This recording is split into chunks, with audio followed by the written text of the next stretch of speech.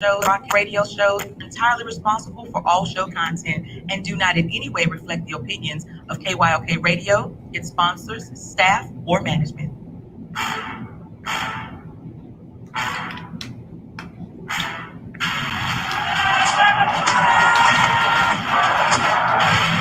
out on that floor. Ask yourself this question. What time is it? Game time! What time is it? Game time! What time is it? Game time! What time is it? Let's go! We ready! We ready! We ready! We ready! I don't go to the house! I don't go to the house! When I step on the field, I send one message. And this is what it feels like. This is what it feels like. Football is getting hit. That's it. It's gonna be football now. What time is it? Game time. What time is it? Game time. What time is it? Game time. What time is it? Let's hunt now. Let's hunt now. Let's go. Let's hunt. We ready. I don't go to the house. We're talking about the Jets like we're talking about the Saints. You know, all this, we the Miami Heat of football. Yeah. The bottom line is you got to buckle up with chin straps. It's embarrassing. Yeah.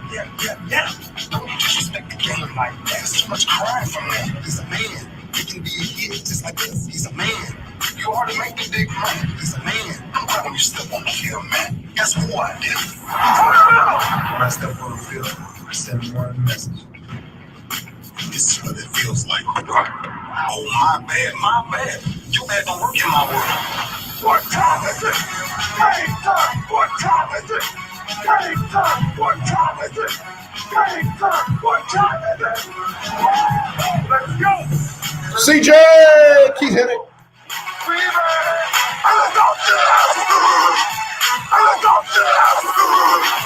It's a wrap. Game over. Now, this game is not over. It's just getting started right here on the lunch break on the legendary KYOK and the all-new 92.3 FM. It is our Freestyle Friday, and I've got some great guests joining me today. On the lunch break. Can't wait to get to them. Dr. Kadisha Rapp, long-term friend of mine. We used to be on the same network together and all that kind of good stuff. She's going to come on today and talk about the do's and don'ts in the emergency rooms at hospitals. So, a lot of folks, focusing on Corona, but people go to the emergency room for different things other than Corona, and she's going to give us a lot of good information about what to do and what not to do there. And then, of course, one of the fan favorites, Dr. J, Jennifer Thibeaux, will be in the second hour, and we got a lot of stuff we want to talk about with her. What a game last night. The Washington football team marched the ball down the field, got a penalty from the Giants, and ended up getting an untimed down where they kicked the game-winning field goal and beat the New York Giants 30-29. And I got to tell you, if Washington is happy with Taylor Heineke, so be it. If the Giants are happy with Daniel Jones, so be it. I'm not going to minimize that loss or that win. Washington got it. A win's a win. But if you think you're going to beat the better teams in this league struggling like that, I'm just letting you know. Everybody who said Washington was going to do this and Washington was going to do that, you sure? Are you sure? And then there was a great game in SWAC football. Last night. It was Alabama A&M holding on to beat Bethune-Cookman 30-27 in a game that it looked like Alabama A&M was going to absolutely run away with. And they could not get it done. Akil Glass is definitely an NFL prospect quarterback. And if he is not, then they need to quit doing it. If he is not, then they need to quit doing it. Akil Glass was phenomenal last night. Phenomenal last night. So we'll see. We'll see how things go. Last night, Akil Glass was 22 for 35, 234 yards, 2 touchdowns, no interceptions. Dude's got a legit NFL arm. Kept his team in it until they could win it. That's what you want from your quarterback. So that's a quick rundown. Got to take a break. Again, it's Freestyle Friday. You know me. We're going to get into a little bit of everything today. And can't wait to have my friend Kadisha Rapp on the show. I'm a big fan. Always have been a big fan. All right, so let's take a break. If you want to get in real quick, football related, then guess what? 281-453-1000, 281-453-1000. Text me, 832-403-5005, or whatever you want to talk about. It's Freestyle Friday. You got a couple of minutes to get it in. I got some phone lines open. We take a quick break. We'll be right back right after this. More prizes and more winners. You are a winner. Yay! Let's get up mornings. Hello, who is this? This is Leanna, Hi, Leanna. Where you calling from? Houston, Texas. Houston, Texas. H-Town. Leanna, what is the word of the day? Party, join the party, y'all. Hey! Congratulations. You win $100 in Erica Campbell cash and a chance for a trip for 2 to fly away to Atlanta. Airfare, hotel, ground transportation, and a chance to meet and greet some of your favorite gospel artists. How you feeling? I'm claiming that too. Come on. That's right. Now tell us, what show just made you a winner? Get up mornings with Erica Campbell, too. Show Yeah. did. Congratulations. I have so many friends that are not.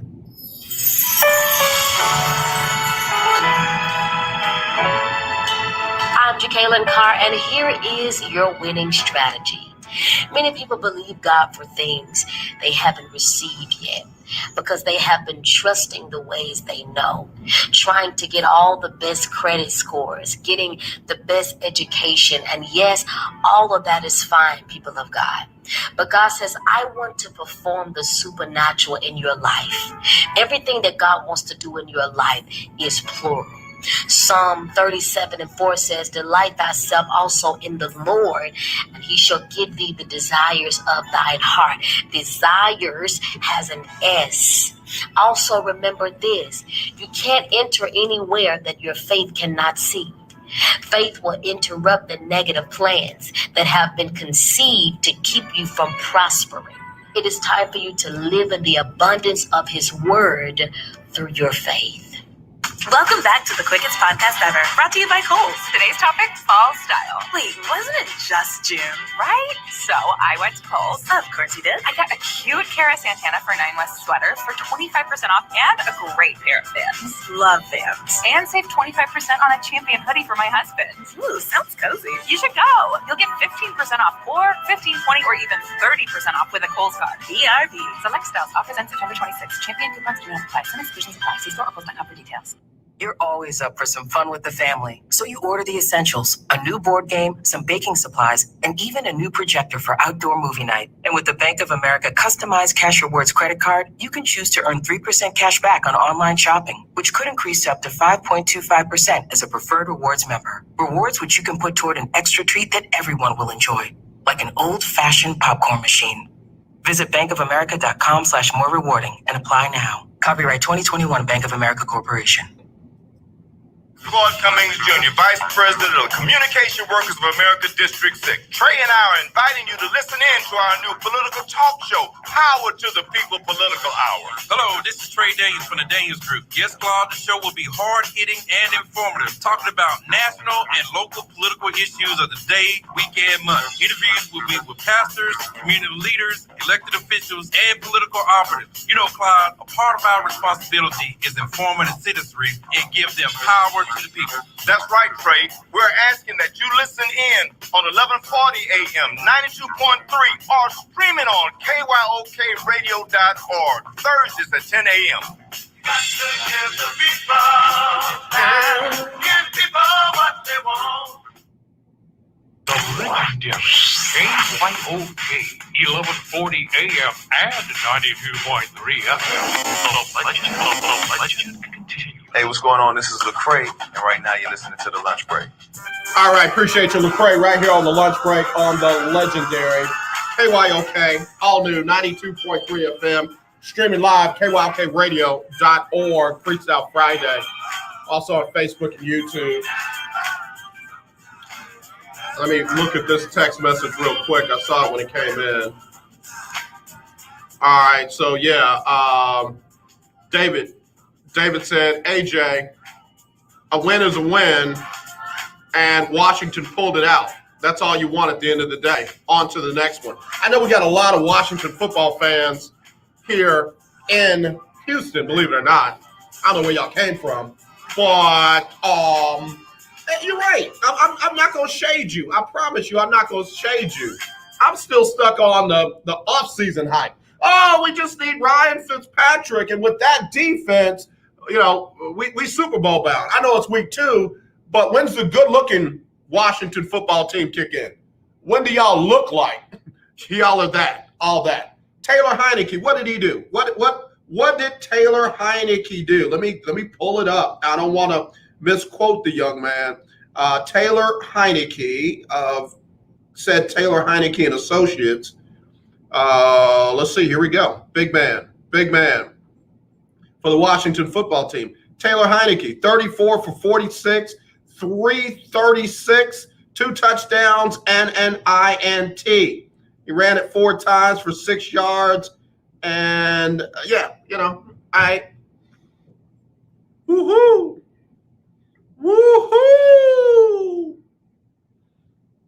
And again, that Washington defense that was supposed to be so stout, you know, gave up a lot of yards and a bunch of points to the Giants.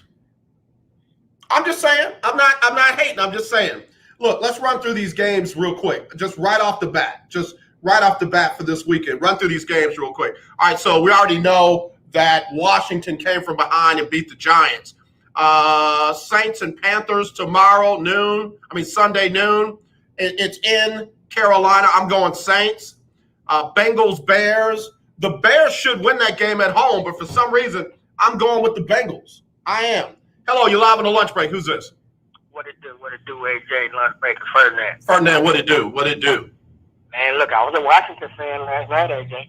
I mean, you know, I'm not hating on them, but I ain't impressed. Yeah. No, it you know, need improvement. Like I said, I really want to see Ryan kind of go through the whole season without being hurt. But, you know, unfortunately, that's the dude's 295 years old. Ryan Fitzpatrick has been in the league since I was in high school. I mean, you know, Conor McGregor on the football field looks as bad as Conor McGregor off the football field. Keith Hennig popped me in my chops. He said, and he won the game. You're right. I mean, I'm not hating on Taylor Heineke. I'm not. I just, you know. No, actually, like I said, Ryan is up in age. He could be a good backup. You know, but backups go on for years and years and years. Ryan Fitzpatrick, Josh McNown, Blaine Gabbert. I mean, I'm tired, bro. I'm tired. Yeah. I understand. Mike Glennon. I'm tired. They don't move on, you know. They don't move on. So, yeah. I just hope, you know, get better, and then that way he can get under the helm, and then the Washington guy can look and see what he's really made of for it. Now, come on, Super Bowl, some people, they outrageous. They're crazy, man. I would love for my team to go to Super Bowl, but, man, that's too far away, you know? Okay, now wait a minute. Ferdinand, I got one of my special guests joining me, and I thought I had them at the different times. So you get off the phone and let me get she waving me off. Don't you dare hang up. Don't you? Hold on. Ferdinand, I'm gonna call you back. Let me holler back at you. Go ahead. Okay, all right, bye. All right, so let me pull her on real quick because, you know, we love her. Dr. J, did I have you for now? If I did, I messed up. You said, but I can come back. Dr. It's J, okay. It's we just really love okay. seeing you, man. Dr. Well, J, I love seeing you too. Okay, so let's do this. Let's just hang in here in case the first guest don't come. Let me pull her stuff down though, real quick. pull her That's stuff fair enough. All right. Did you watch the game last night? I'm being real kind of shady right now. Did you watch the game last night? I did not watch the game. All right, but let me tell you what happened. Washington, everybody said they were going to be a Super Bowl team this year with Ryan Fitzpatrick as their quarterback. That's all they needed was Ryan Fitzpatrick. They just needed a serviceable car. Didn't need Alex Smith. Didn't need Dwayne Haskins. Didn't need, I forget the other guy from A&M. Didn't need him. They just needed Ryan Fitzpatrick. Ryan Fitzpatrick got hurt like 4 plays into the game last week. I'm sorry, I didn't mean to laugh. Thoughts and prayers. Absolutely. And we got this dude, Taylor Heineke, on the squad, and he running the quarterback spot. And I ain't hating on him, but he's just like, all right. So he brought them back, and he got a win 30-29. Am I supposed to really like him just because he led them to an ugly win over the New York Giants? I mean, am I supposed to be, woo? Well, I think it underscores nobody's bigger than the team. And sometimes, you know what? Look, here's the thing. Sports karma is the most equal justice karma I have ever seen. Okay. You always see that in some way it starts to balance out. All right. Okay. So when a team says, we got it, this is all we need. Right. Then sports karma said, hold my beer. Yeah. Let me take care of something so that you know that nobody's bigger than the team. So I love the fact that the backup quarterback that they claimed they didn't need, right? They didn't need anybody but their fabulous starting quarterback. I love the backup quarterback was ready and performed. And I know they played against the Giants. I hate the Giants have kind of fallen to where they are because they have really fallen. Because at one point, I mean, they were a team, okay? So, I hate that, but you have to still, while they don't have the stray hands, they don't have, certain people on their team anymore. Paul and all them cats. But, what they do have are still highly talented people. So let's, with all due respect, they are highly talented people on the Giants. I mean, you can't do what they can do. I can't do what they can do. So they are talented. So I will say that was probably sports karma. I didn't see the game, but when I hear scenarios like that, that is sports karma showing people better than you can tell them that no one's bigger than the team, and the team, the talented team of people, that have been training their whole lives for this, most of them, they can pull out a win on any given Sunday. So let me tell you who you are. You're the good side. I'm the bad side. You're the good Kermit. I'm no Kermit under the hood. Because what you said is so true. I can't do anything that Taylor Heineke or anybody for the Washington football team or the Giants can do. The Giants were the team that would not let the New England Patriots be great. When the Patriots were 18-0, about to just do something no one had ever done before, the Giants said, slow down, and pulled out a win that nobody thought that they could, and then they did it again. So and they pulled it out with who as the QB? Eli Manning. Exactly. Hold on, let me say it right. Future Hall of Famer, whether you like him or not, Eli Manning was the one who pulled it out. Not once, but twice. And people did not want to believe in Eli Manning's talent. They still don't want to your credit. But again, the wins speak for themselves. That's the one thing I always say, wins speak for themselves. You can 1 point, 100 points, a win speaks for itself. There is a line, winners and losers. There's wins, there's losses, and there's ties. There's no moral victory. There's no, we lost, but we really feel good about ourselves. WLT. So you're right. You know what? Thank you for being the good one on the show. Let me just say this. We cannot be, even though I know I'm not physically in Houston right now, but we cannot be Houston fans, Rockets fans, and see it differently for another team. Okay. Because people love to put the asterisk on the Rockets' 2 championship wins in the 90s. Well, but the Bulls, Michael wasn't okay. A win is a win.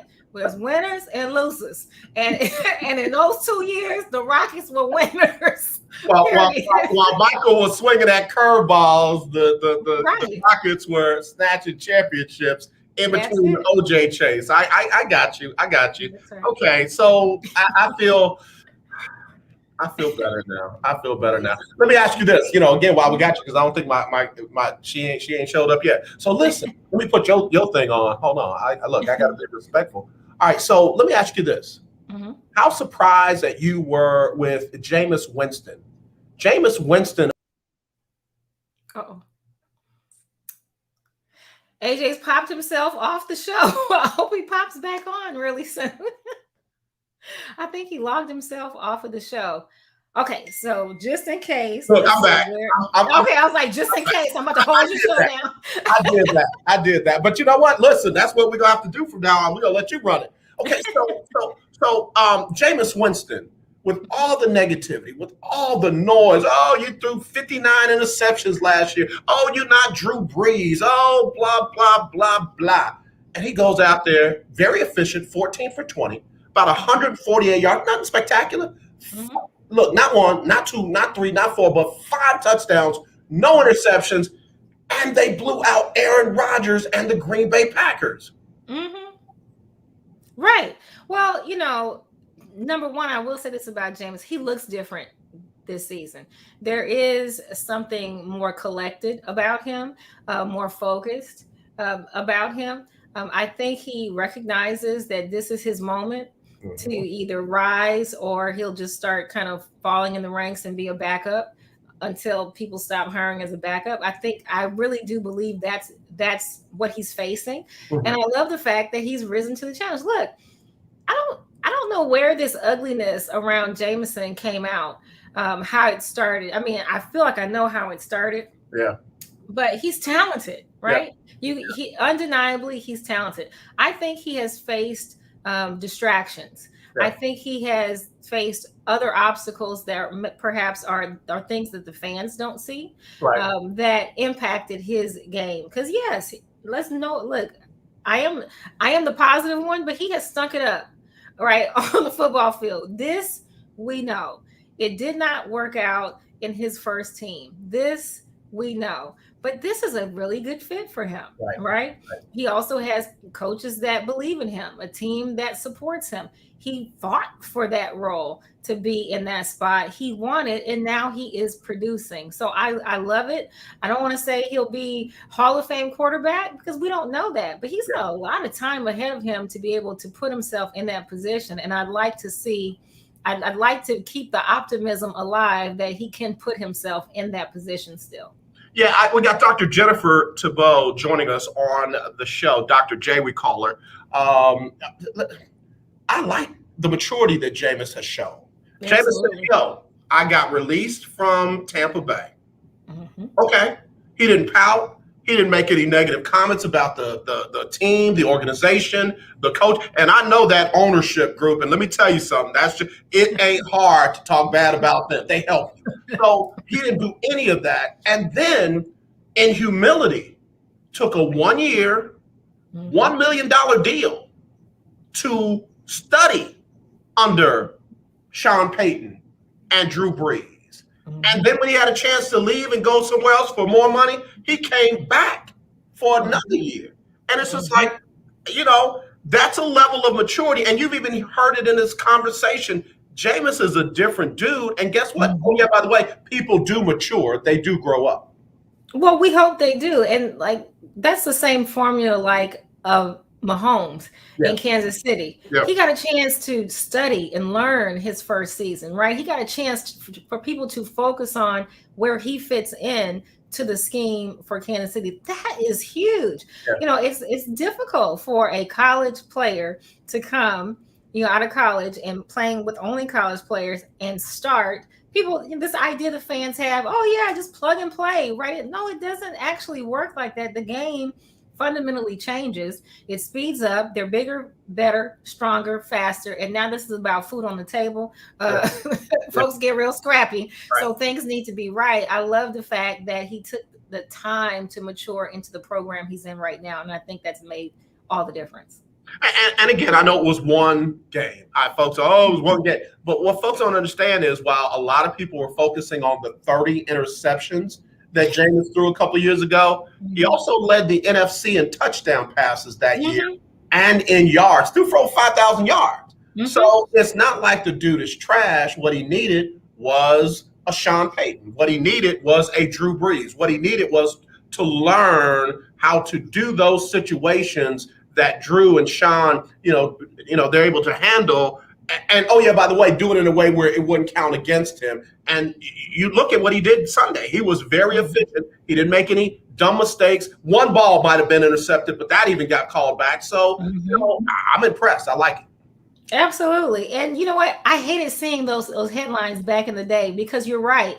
They would say, well, he did this, but he did this. Right. And it was like, okay, but nobody else did these great things that he did. But so why are we diminishing the great? It was like a propensity to want to see him not do well. And that's why I saw a lot of the reporting. So goes the reporting, so goes the fans. The fans started skewing toward that too. And I thought that was a little unfair to him for what he was doing on the field, the totality of what he was producing. Dr. J, Jennifer Thibeaux, joining us on the show. It's funny you say that because, being in Houston, of course, covering the Texans, I heard something very subtle that former head coach Bill O'Brien said. In an interview, answering a question, he said, by talking about the offensive line and what they were doing, what they needed to do. And he said, but Deshaun needs to not hold on to the ball so long. Deshaun needs to get the ball out quicker. And then he went on, and everyone in the media, the fan base starts, Deshaun's holding the ball too long. Deshaun's holding the ball too long. And it's like this dude just put a narrative out there that wasn't totally factual to take pressure off of him, that offensive line, and it was totally unfair to Deshaun because Deshaun was trying to make plays on stuff that was barely working in the first place. But see, you see that because you are a technician of the sport, but the average fan does not see that. They don't understand what was really happening.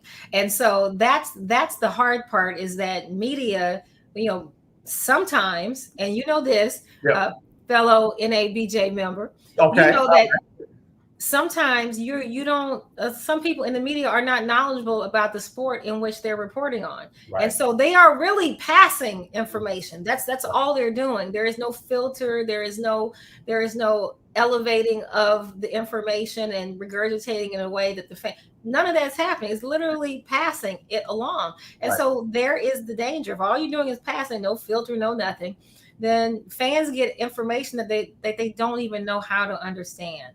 And so they take it for face value, and here you go. There's hashtag this, hashtag that, and it's like, oh gosh, terrible. Do you know Dan Orlovsky?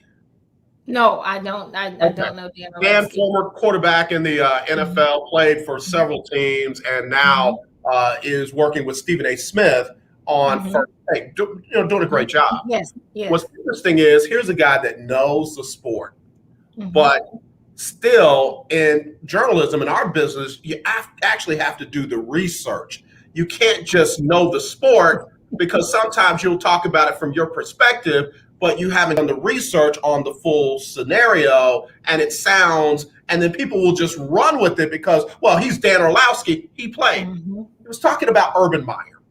Okay. The question was, would Urban Meyer leave Jacksonville right now after one game and go take the USC job? Ooh. And Dan said, very calmly, he said, look at what Urban Meyer did in college. Look at how successful he was at Bowling Green, at Utah, at Florida, and then ultimately at Ohio State. And he said the one difference between college and pro is recruiting. You get to go out and get the players, and in the pros, you're given the players, and you got to make it work. So he basically said that's his lane, so he should go back and stay in his lane. And it sounded very logical. It sounded very sensical. But then Stephen A. Smith said, well, then why don't you just quit doing this and go do high school or college football. Not multiple things, but one thing. How can you tell that man that he can't expand his portfolio or stretch himself in an area, but he has to stay in a lane? That's not a decision for us to make. But again, the layman would have heard Dan Orlowski say that and said, oh yeah, Urban Meyer can't handle NFL players because he didn't recruit them. Not necessarily true. Well, here's the thing. Who says that that is his best skill? All we know is what we have seen of an excellent skill. We don't know all that he's great at doing. And so that's terribly unfair to Urban Meyer. There are some other downsides to coaching in college as well. In the NCAA parameters, the accountability connected to the Board of Regents at your university. There's a lot of things, compliance. There's a lot of things coaches would prefer not to deal with if they had a choice in the college setting. He may have felt refreshed to actually be in a setting where he could deal with slightly older, athletes who are focused on food on the table, right? That may subtract some of the negative things because they know it subtracts from their dollars. He may have been always wanting to be in the NFL for all we know. And so to say just because what you saw of him, it seems like he's better in this circumstance. Well, heck, I was great in the first grade. Like you said, doesn't mean I need to go back. That's kind of ignorant. And I hate to, Dan, I don't know you, but I know what you mean. No shade at Dan, but the thought. No shade, but the thought is just an uninformed thought, and just it's underdeveloped because there's just so much more to a person and a coach. Because if you have that mentality, this is why, not trying to shift the topic, but this is why African American coaches don't get where they need to be. Because if all you are going to do is judge a coach by simply their past body of work and stick them there, then you will never allow them to promote into other areas. That is flawed thinking. There are so many, I'm putting myself on this topic, there are so many coaches of color in position coaches and even coordinator, very few coordinator positions, but they're there, that are just available to be the next, in my opinion, the next greatest NFL coach. But we have to be able to see them that way. We have to be able to see them beyond where they are and understand what it means to actually judge talent. Yeah, I love that you put it in that perspective because that's near and dear to my heart. It's like acting. You don't want to always be typecast in a certain role.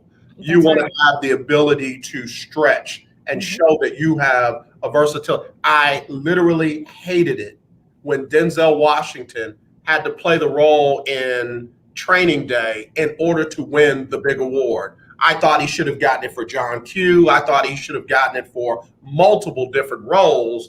But somebody said, but AJ, it just shows his versatility. That's not a role that he always plays. And he was able to hit the switch and play that role so bad that he made you mad for real. And I'm like, you're so right. You're absolutely right. So it is definitely with coaching. He wanted in a role that we expect to see a person that looks like him. Hallie won her award when she played a role and she showed her body, her naked body. That was the moment where she, it is human nature. And I hate that to an extent because it's an immature way of thinking that I accept your talent in the way I think you need to be. And I don't accept seeing your talent in any other way. So, Dr. J, you better come take the grenade, throw it. I love it, y'all. Dr. J on Freestyle Friday, setting it off here on the lunch break. Go ahead and finish your thought because you got me going. No, but I mean that's exactly what it is. People see you in a way, and they only want to see your talent in that. They don't want to. You could be exhibiting talent in 10 other directions.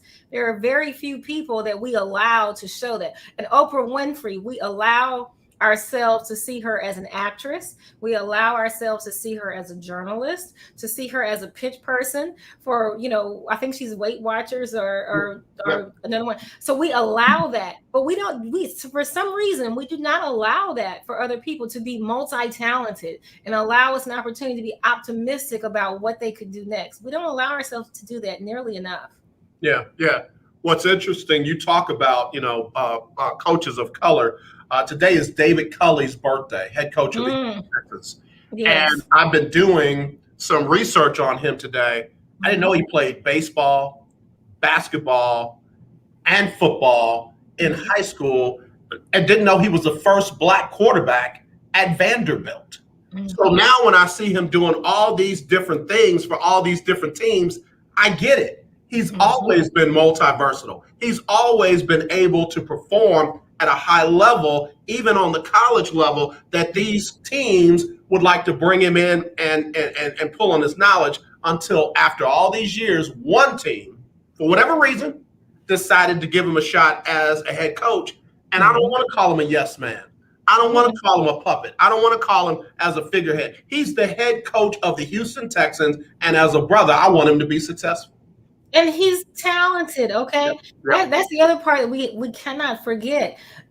And he's going to be talented for a very long time because he has a foundation. But that's also the thing that just hurts me to my core, to see professional athletes not be seen as something other than professional athletes. Right. You only have such a short period of time that you're going to play, be an active professional athlete. Afterwards, the amount of skill that you have gained from that experience should allow you to apply it somewhere else. But people only want to see them as that athlete. I'm like, you got to see them as a talented person, see them as a leader, see them as a champion. Look, if you were a player for the Houston Oilers, you never went to the Super Bowl, right? Does that now mean that the athletes that were for the Oilers were never leaders? Does that mean that they never could have developed a champion spirit? No, it absolutely does not. It does not mean that. We look at people and we pigeonhole them because of a simple accolade, when there's so much more to them, and they're going to grow and develop and they can contribute so much, but we have to be optimistic about people's talent. I love that you said that, because I often talk about championship mentality. I've talked to my daughter about it. She's on the dance team at her high school, and they're very good. They're a lot younger this year than they were last year. But I keep telling, remember, baby, the championship mentality doesn't change. You're a senior now. You're the leader. You're the example. But that doesn't mean that because a team or a player or a person didn't compete for a championship or win a championship, that they don't have that mentality. There are also people that were on those teams that didn't have it. So again, it's all in the person. It's all in their drive and their motivation. And when you get a collective that has shared values and shared effort and shared, precision and all of that, all those things work together to obtain that. But it starts right here. Absolutely. Yeah, it starts right here. Absolutely. Yeah. I have helped a lot of professional athletes transition to their next thing. Yeah. And it breaks my heart when they don't see all that they have gained from their professional sports experience. They're not carrying it forward. And it's almost like I have to do a personal motivational job for them to get them to see themselves, because that's so particularly important. If you don't see you, nobody else is going to see you. I guarantee that. They will not. It doesn't matter what you might have on paper about yourself. If you don't believe in your talents, no one will see them.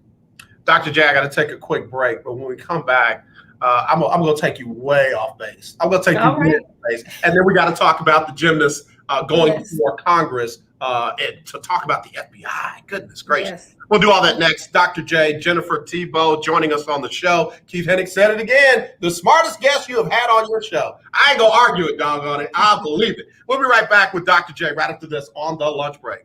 Nobody wants to get ripped off, broken into, or robbed, but nobody wants to pay a lot of money to have their home protected either. I'm tell you about to provide home security for your home for less than $1 a day.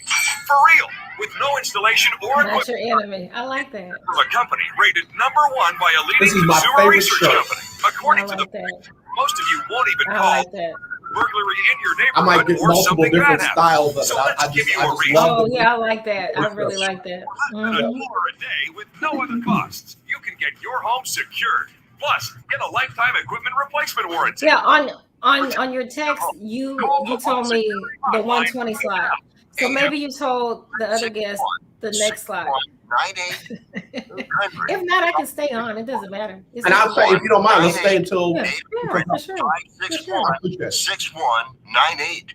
Again, that's 800-561-6198. Do you have high blood pressure or diabetes? Are you over the age of 65 and covered by Medicare? Then pay close attention to this message. Medicare has introduced some new benefits to help consumers during these cautious COVID-19 times. They realize many of you don't want to leave your home to visit a doctor. So now you can get a remote patient monitoring device shipped to your home at little or no cost to you. Now your doctor can identify your problems in real time, which could potentially save your life. Dream Medical can easily ship this monitoring device directly to your home at little or no cost to you. If you have high blood pressure or diabetes and you're covered by Medicare, make this free call right now to see if you qualify for a new remote patient monitoring device. Call now. 800-213-9527. 800-213-9527. 800-213-9527. That's 800-213-9527. Do you have a home that you don't want anymore? We can buy it from you within 24 hours, any home, size, or condition. For over 20 years, we've been buying homes for cash and helping homeowners sell their homes immediately with no listings or strangers walking through your home. Are you moving? Did you lose your job? Going through a divorce? Whatever the reason, if you're in a bind and you know that you need to sell your house fast, call the expert team at I Need to Sell My House Fast. We'll make you a serious cash offer to buy your home in 24 hours and let you walk away from it. No listing, no waiting. Sell any home, any size, any condition now. Call the expert team at I Need to Sell My House Fast. Make this free call now. 800-306-1760. 800-306-1760. 800-306-1760. That's 800-306-1760. You're listening to 1140 AM and 92.3 FM. The legendary KYOK. Hey, what's up? This your boy James Fortune, and you are listening to The Lunch Break. Keep it locked. All right, y'all. We're back on the lunch break on the legendary KYOK. It's Freestyle Friday, and man, I'm trying to tell you, I'm enjoying this conversation, as we always do, with none other than Dr. J. Dr. J, thank you again for making time for us on Friday. You can tell my listeners absolutely love you. So, I love them back. I love them back. That's important. Well, again, we do appreciate it. Tell Chris and Liz, thank you for loaning you to us, because we definitely appreciate you. It's for sure. Absolutely. All right, so let's go rabbit hole for a second. Oh, okay. I love Samuel L. Jackson. Love it. Mm-hmm. And love him even more now because I have dove face first into his documentary called Enslaved. Okay. Mm-hmm. Have you seen it? Are you aware? I have not. I am aware of it, but I have not seen it yet. Dr. J, even if you do like I'm doing, I take an episode a night, 40, 42, 43 minutes. That's all it is. Okay. You got to do it. It's on Epix. It's on Peacock. And I'm watching it on Fire Stick because I don't like commercials. So the episode that I watched last night was dealing with African fractals. Okay. They're modern computing and indigenous methods for design. Okay. And there are buildings all around the world that were built and designed using that methodology, which came from our motherland, from Africa. There's a building overseas in Europe that is based on those fractals that, because of the way it's built, it needs very little air conditioning. Wow. Which makes it one of the very first energy efficient buildings known to man. But not only that, fractals were used to come up with the 1 and the 0, which are used for the foundations of computers. We would not have computers. There would not be a Bill Gates if it were not for our ancestors who use this methodology to build their buildings, to decide how far things were, to compute different things. They used it for medicine. They used it for dentistry. They even have historically shown that they used it to fly long before the Wright brothers. That's us. So when you talk about, you have to teach some of our athletes that they are more than just what they were on the field or on the court or on the diamond. How important is it to reach back and literally pull back our legacy, our history, our DNA? Oh, it's critically important. And I'll drag this from, I'll start in sports and drag it into the regular world, which is, I've always said, when you're an athlete, if you're not watching and studying the history of your sport, you have no way to understand how you will contribute, how you will play a part into the future, which will be somebody's past. Right? You have no way to understand where you really fit in. We don't study the past enough to understand what's already there. And that's the folly in it, is that when we're not studying, we believe we are reinventing the wheel. Or not, we believe we're reinventing the wheel. Right. And without understanding that fractals existed. I've said this, look, Socrates said, know thyself. Simple, right? Very simple. 2 words, know thyself, period. That's the quote. How many books have been sold on the idea of knowing yourself, but they remix it into their own fancy marketing language? But the idea is that we can point it all the way back to Socrates, and know thyself. And if you want to get biblical, you can point know thyself to the Bible. Okay. So the point to this is, we run through this life like this is, even though it's the first time we've experienced it, like it's this the first time. And the reality is, we could grow so much faster as individuals, as communities, if we understood the structure from which we stand. We would grow, because a lot of the race, now I'm going to pull this into the real world, a lot of the race conflicts, if we understood what built the foundation we stood on, we could not be hypocrites. You always say, I've always heard that, preachers say you don't have a praying knee on a dancing leg, right? That's like hypocritical, right? So it's the same concept. If we understood what we really what we stand on, we cannot be critical and say bad you, because then you are really being critical on the earth in which you stand. But once we forget it, whether it be purposefully or not, once we forget the past, it's easy to believe, here I stand. It's so funny you bring this up, because I'm always struck by the freedom of people in 1865.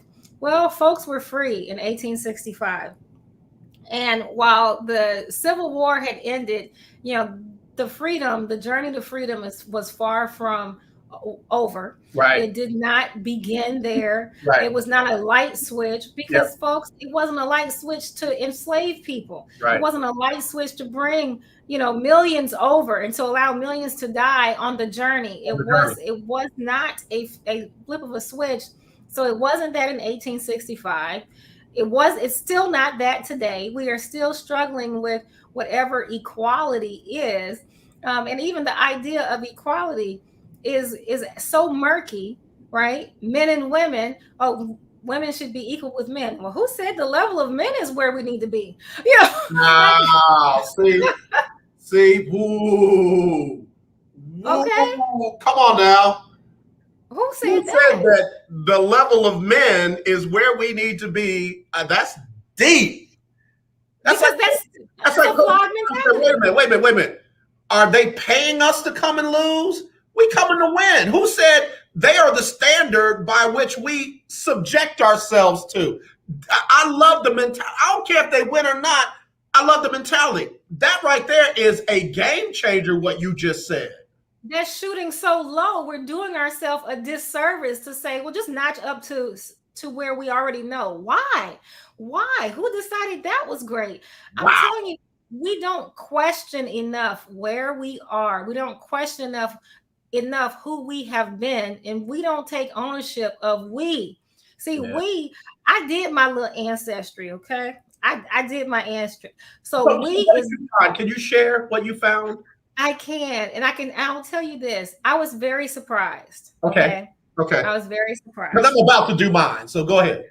I was surprised because, as you know, I have a very long history of activism, of social activism, and really fighting for people of color in particular. Yeah. So my assumption would have been that my ancestry would have turned out in a certain way. But I am from Louisiana. All right. You know, I see you. You know, and we have certain things in our family. And so I actually was only 45% from the continent of Africa. I was less than 50%, which kind of shocked me. Like I had always said that I knew I was probably pretty close to 50-50, just based on the family I see, right? Knowing the mixes of this and that and the other, but it's something to be said when you see it. And I said, I'm only 45% from the continent of Africa. Well, darn. And then, so that was a darn. And then to see that it was, not 55%, but almost, it was like 53% from European. And I thought, well, that's fascinating. And, so you learn more about, I said, oh, well, the we is a different we than I was mentally defining in my head. It doesn't change anything. My motivations for helping the we is the exact same. But I was really surprised to learn what my percentages really were. I was shocked. Dr. J, watch the documentary. Okay, I will watch it. Make some sense. Because while you were talking, I was like, I'm not surprised. Because when we understand how that flow of traffic came over from the continent and the different places that it went, not 50% of the slaves are ancestors. Stop that. Our ancestors made it to America. They went to multiple different places, and there's a country that has a higher percentage than I even thought. There was a diver in the documentary last night, episode I watched last night, that's from Denmark, and he didn't realize that Denmark had sent 2 large slave ships to the continent to bring our ancestors to Denmark. And they didn't make it, but they didn't all die on the journey. So they literally were able to get into the country, and many of them were able to live lives that were not what we know of here in America. So you'd be surprised. There were some that there's a group called the Maroons. They fought back against slave traders, and they won. And they set up their community in that area. There's a town in Alabama that is a town that was founded by slaves who were only slaves for a very short time, because shortly after they were on the last slave ship, and shortly after they came over, the Emancipation Proclamation, and that whole town still relives the culture that they knew back in on. I could go on and on and on, but watch it, because it might answer questions for you. I'm about to do that ancestry myself. I gotta do it. You should absolutely do it. My brother and I did it. I'm trying to encourage Liz to do it.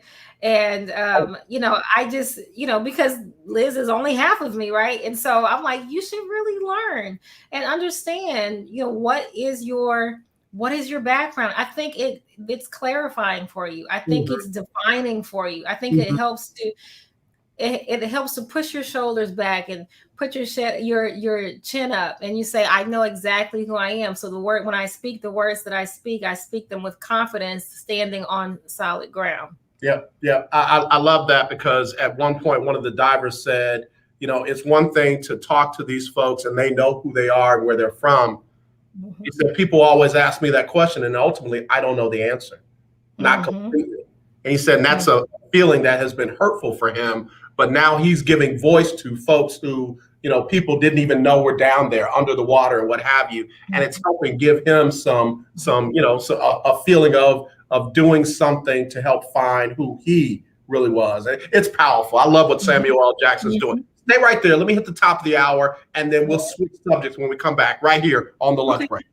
The legendary 1140 AM KYOK Conroe and 92.3 FM K222CX Houston. The views and opinions expressed on all radio shows broadcast. All right, so the disclaimer says the views and the opinions of all radio shows broadcast here on KYOK are solely those of the hosts and the callers and do not reflect on the owners, the general managers, or any of our sponsors. So if y'all got something to say about what I say, deal with me. Don't try to run that up to my folks because they didn't do that. All right. Or me. You know what I mean? So again, Dr. J joining us on Freestyle Friday. We're broadcasting live on AM 1140, 92.3, and KYOKradio.org, plus Facebook and YouTube. So Dr. J, thank you for hanging on with us a little bit longer. Some very brave women went before Congress, a committee, talk about the role of the FBI in the investigation of just one of the most horrible human beings known to man. And that's former Dr. Larry Nassar, who assaulted far too many women to count. I still don't think we know the full breadth of what that man did. He should never see the light of day. These women went and they told their stories. They answered questions.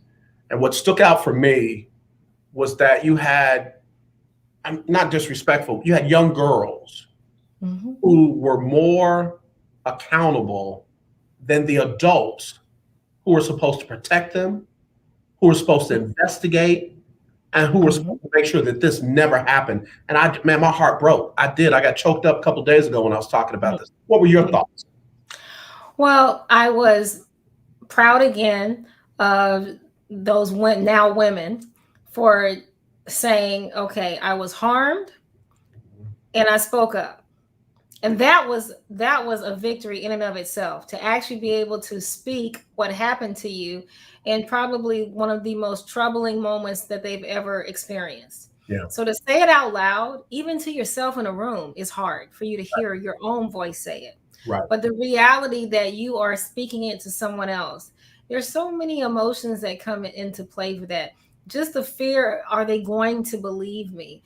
Where is this going to go? Am I going to have something back? Like, do I have to continue to replay this and repeat it? So much, but they were brave enough to do that.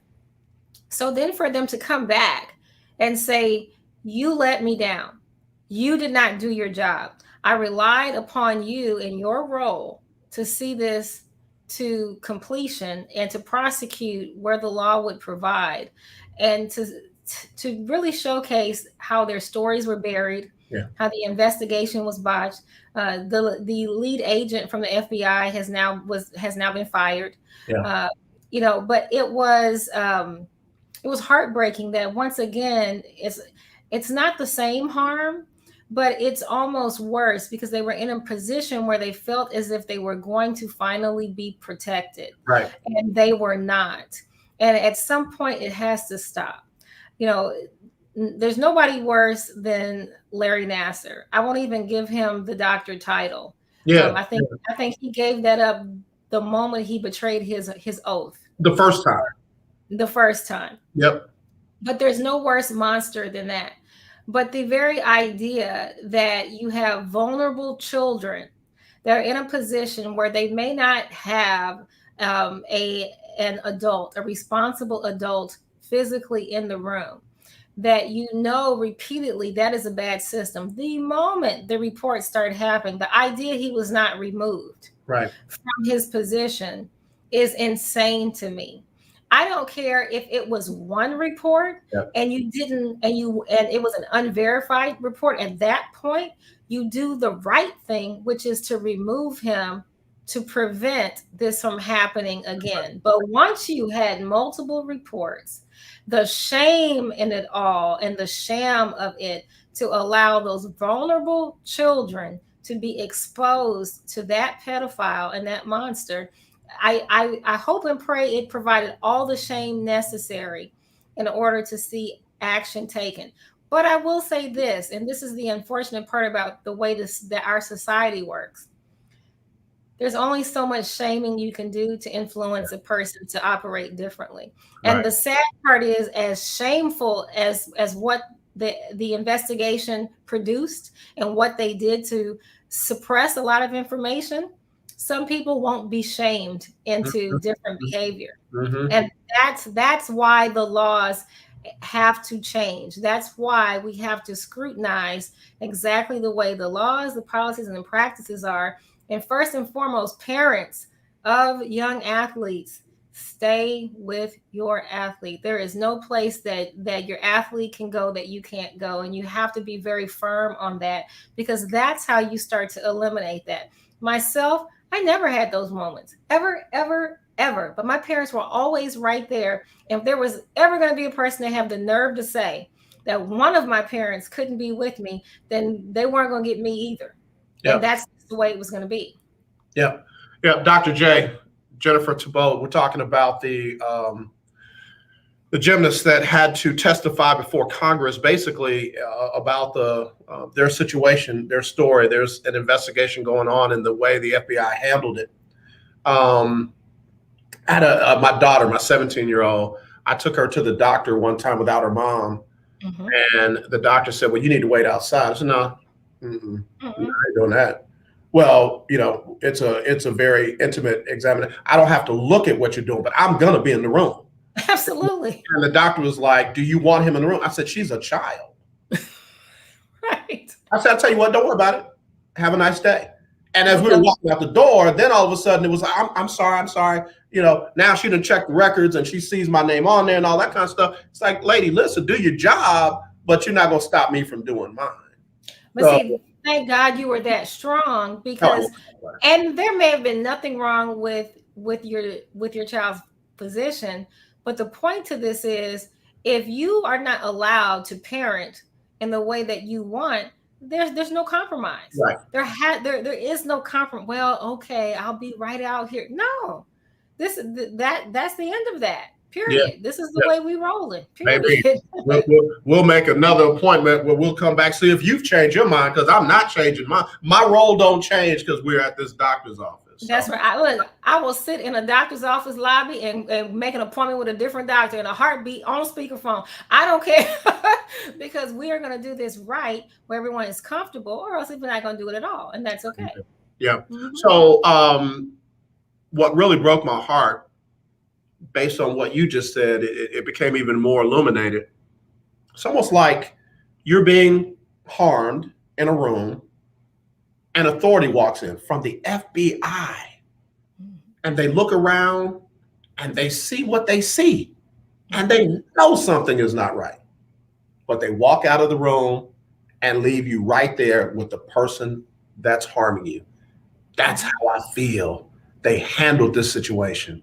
That is absolutely how they handled it. But that, and that is a societal problem. I do not know why some people don't want to be the reporter of bad news. I do not know why, if you see harm being done to someone else, you see them being raped, you see them being beaten, why you look the other way. I do not understand why are in it snitches get stitches. Okay, so you're just gonna let the person be harmed. Oh, okay.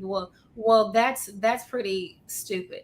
Like there's no other word for it. And the sad part is, it wasn't one person in the FBI that did that. There was not one culprit. This was this is a concerted effort to keep it down. And the one comment I made was, just because you enjoy a gymnast on the podium and you enjoy seeing her do all those flips and tricks, there are so many things that led up to that moment, and we cannot deny, like a Simone Biles, all the people that bagged on her, all that she's actually experienced, that we don't even probably come close to knowing what she experienced leading up to those podiums, leading up to all of those medals. There was a price she paid in her life to get to that moment, to overcome some of the most horrendous moments of her life. We can't discount those things or say, well, because we like watching you on TV, it's okay. But we do that in every sport, AJ. We do.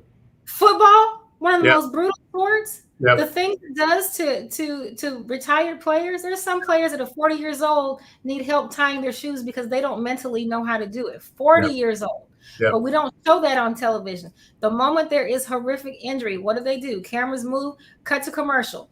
If the public saw how brutal some of these sports are, then it would no longer be entertaining. And we can't have that because sports is entertainment. Yeah.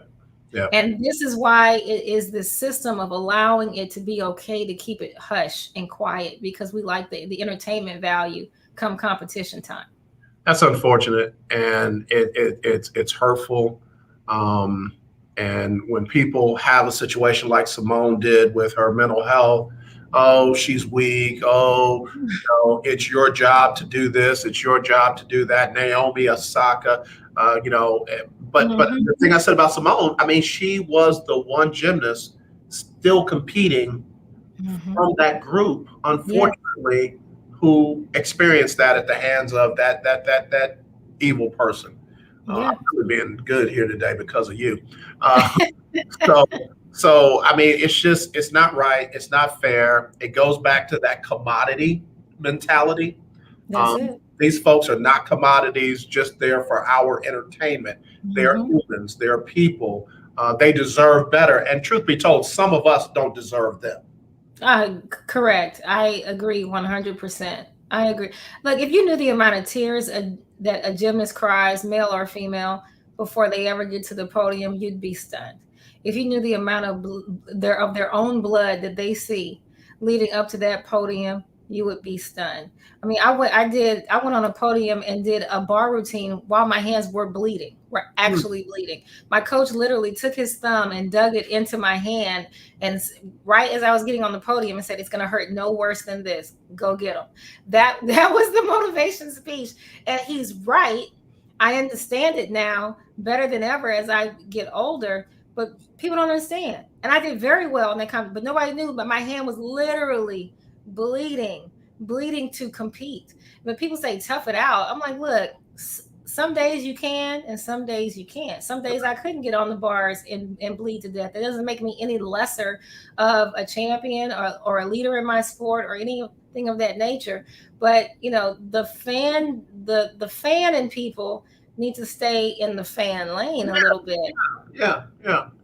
Your fandom does not give you the right to certain things. Just absolutely. But I'm just so proud because story after story, it was heartbreaking. Yeah. It was heartbreaking to hear that they relied on these adults to be adults. Their version of you're supposed to, I'm giving you this, and you're supposed to take this information and protect me and others like me.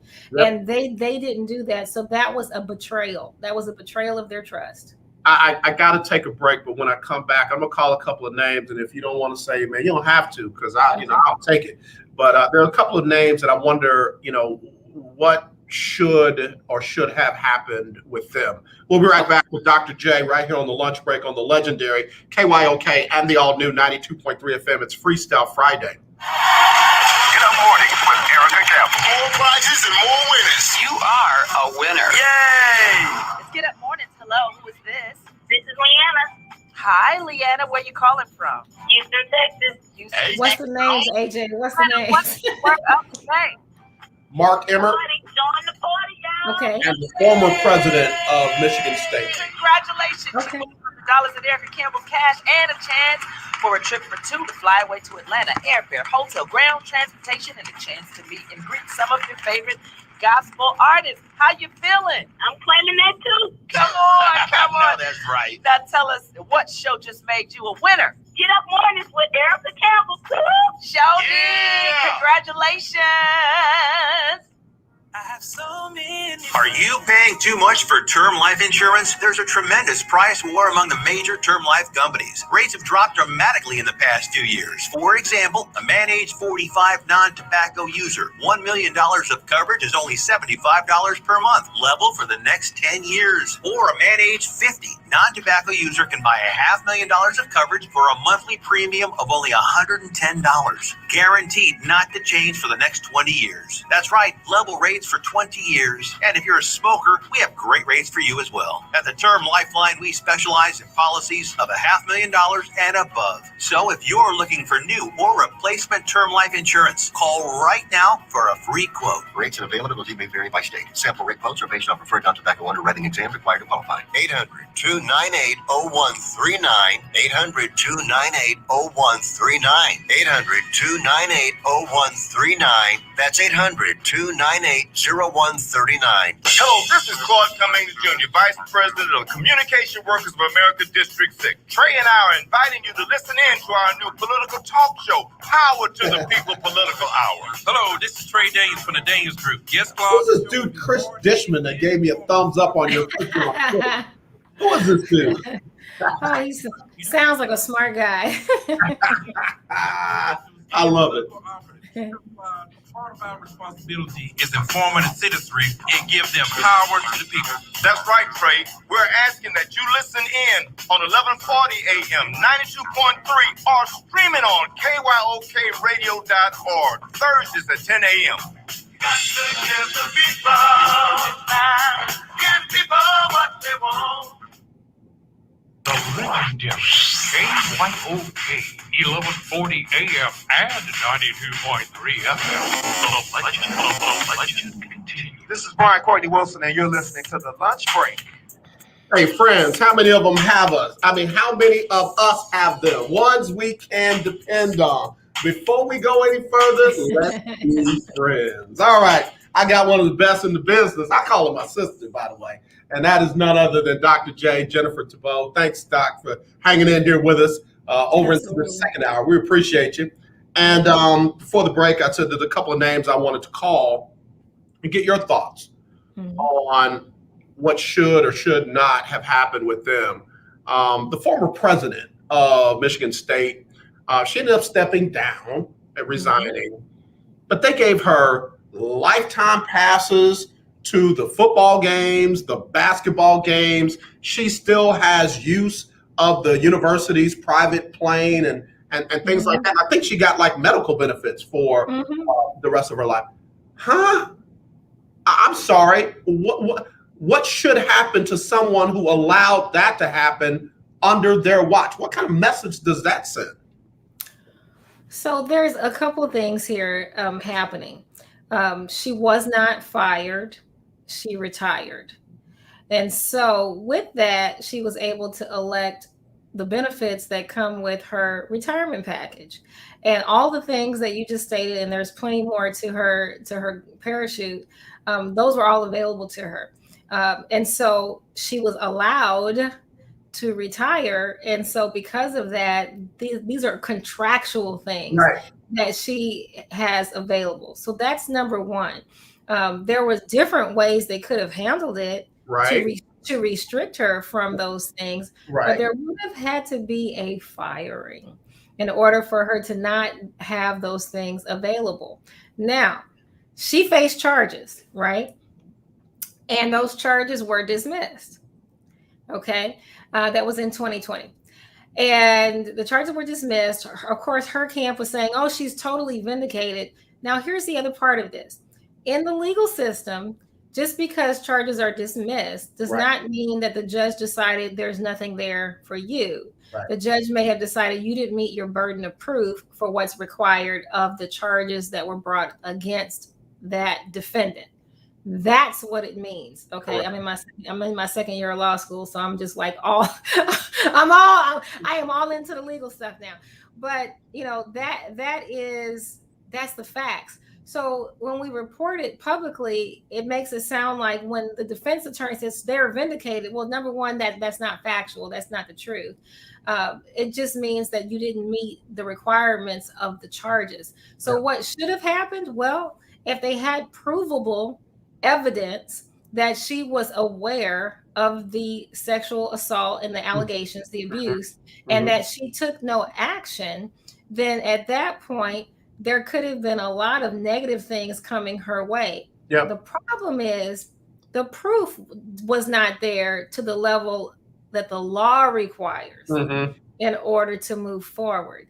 And there's such a compelling difference. Look, what Twitter believes is evidence and what the law considers evidence. Those are two different things. We hear a scenario, the public, if it sounds shady, it is shady, and that's it. That's all we need. We are the trial, the judge, and the jury. We decided, it's done. And that's the hard part about that, because your gut can feel one way, but at the end of the day, the gut for what you think happened is not enough. And she played within the rules. She resigned before she got fired. She got all these things. By the way, they could have taken action to not accept her resignation. Right. I was going there next. They could have taken action to not accept her resignation, knowing that if she resigns, she gets all these great perks that maybe they don't believe she deserves. They could have done that. They didn't. But again, had they done that, they would have had to have a leg to stand on. So she didn't have, if there was no legal leg to stand on in the courts, the chances are the university themselves did not have a winnable position to remove her in that way, because she would have challenged it in the legal system as well.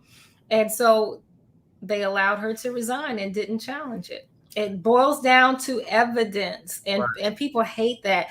That's honestly why George Floyd went the direction it did, because there was irrefutable evidence. But there's so few cases that have irrefutable evidence. And our gut can tell us everything. We can judge people's smugness. We can judge the way that they talk. They had to have known. I could see it in their eyes. We can judge all of that. But that's not the law, nor should it be. I don't want you to look at my eyes and feel like you see criminal. I want you to see evidence that says I'm a criminal or not. And so it's tough. It's because my gut says the same thing your gut says. But I don't have evidence. Dr. J joining us on Freestyle Friday. I was going to ask the question about, you and I have both been in those corporate boardrooms, and we haven't dealt with situations like that, but we've dealt with others. And I have heard them say, listen, you get this if we're not going to give you that. Here's what we'll do. And they will say, we're going to take that off the table. We're going to amend your contract so that's no longer available to you. And in return for that, we're not going to pursue prosecution. And you might have said, well, you don't have a case. Well, trust, we got the resources, so we're definitely going to pursue, and we'll hold up all these benefits until we make something stick. Whether they decided not to do that or not, like you said, if they didn't have a leg to stand on legally, then they probably took the easy way out. But the fact that woman could be sitting at those games around those kids, knowing that she didn't defend those young people, I don't like it, and they shouldn't like it. No, absolutely. But that is the hard part, because in that boardroom that you just talked about, there is more than just HR in that boardroom. There is PR in that boardroom, and PR says, while you might be within your rights to exercise a withholding of benefits for a year while you further investigate, you're going to invite additional negative press to this university that will cost us millions. That was I wanted Michigan State shut down. They just needed to be shut down for a little while, clean that bad boy with whatever sanitation stuff you got to clean it with, and then open it back up. But that's me. But what's the difference between Michigan State and Penn State? Not much, in my opinion. Not much. Right. Not like much. How many people could have known, what was happening? There's always the questions looming, right? You allow people to retire. Right. We got a lot of the same circumstances, and that, a lot of similar circumstances, and we have kind of the same outcome. Right. So the other name in that is Mark Emmert. Mark Emmert had direct ties to Michigan State during that time. So I'm sorry, that happened under his watch. And oh, by the way, you are the head of the NCAA in addition to that. So you got, I don't want to say double jeopardy, but you have double responsibility and possibly even double accountability. And this man still has a job. Yep, he does. And a new contract. I have met Dr. Emmert, and I have talked to him quite a bit. Let me behave. And no. I'm not getting ready to tell you that we are best friends, but I will say this: from every conversation I have had, He is so passionate. Let me just tell you my observation. Okay, sure. He's so passionate about NCAA athletes getting the best experience out of their collegiate life, and going on to and taking that and applying it to bigger and better things in their lives. That's always kind of been the crux of our conversations. So it is hard then for me to reconcile the man that I met, Dr. Emmerich, with the idea that, well, how did this happen under your watch, and what is supposed to happen, when these things occur? Now, for me, as also a performance consultant in my life, I always say, well, if this is such a wide gaping hole, there's clearly not a policy established. And if you were to establish parameters for a Dr. Emmerich position, for the head of the NCAA, that when there is this big level of miss, it is a termination of that role, or it is a suspension for a period of time. There is some consequence. When there is no consequence, when there's no policy, then you can't place a consequence. Okay. Right? And when you don't place a consequence, the public has an issue, because we want consequences for bad behaviors. That's the way our society works. We like rewards for good behavior, but we expect consequences for bad ones. I just don't know that there are consequences. And it's not just an issue we see at the head of the NCAA. Right. It's the same issue we see at the head of the MLB and the NBA and the NFL, that the people at the top, are there consequences when bad behavior is either led by them or condoned by omission by them? What are the consequences? Because if not, then if the head has no consequences, they have no interest in changing those bad behaviors that happen below them under their watch. So I think it's a bigger question of, how are we governing the heads of the organizations? Because that has a profound effect on the entire organization, all the way down to that vulnerable little girl, a vulnerable athlete.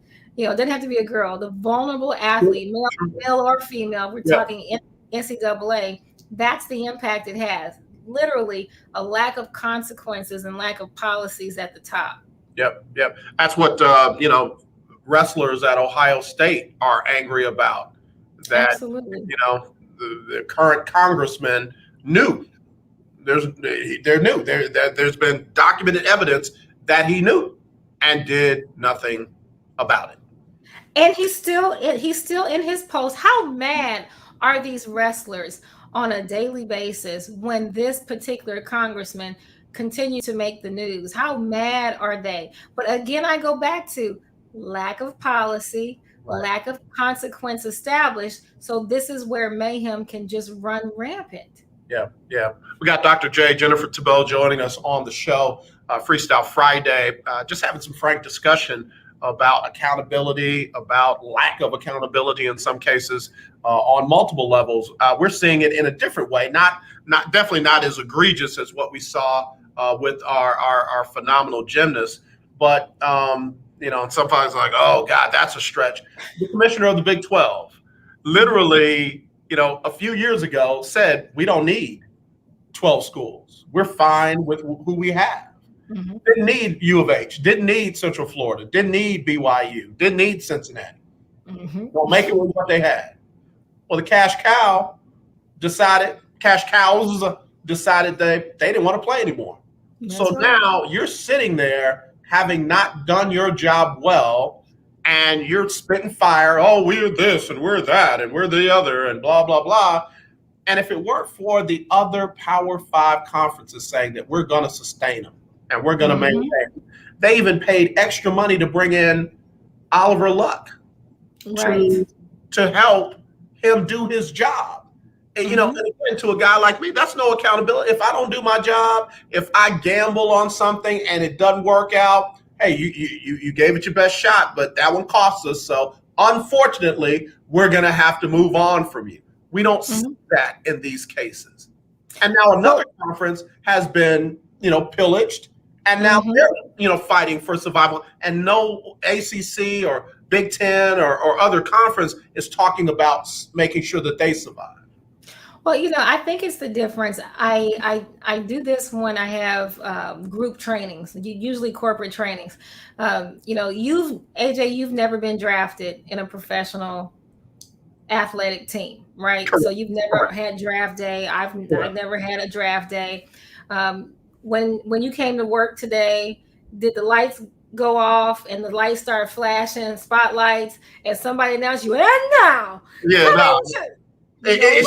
They should, but they absolutely should have. Okay, but it didn't happen.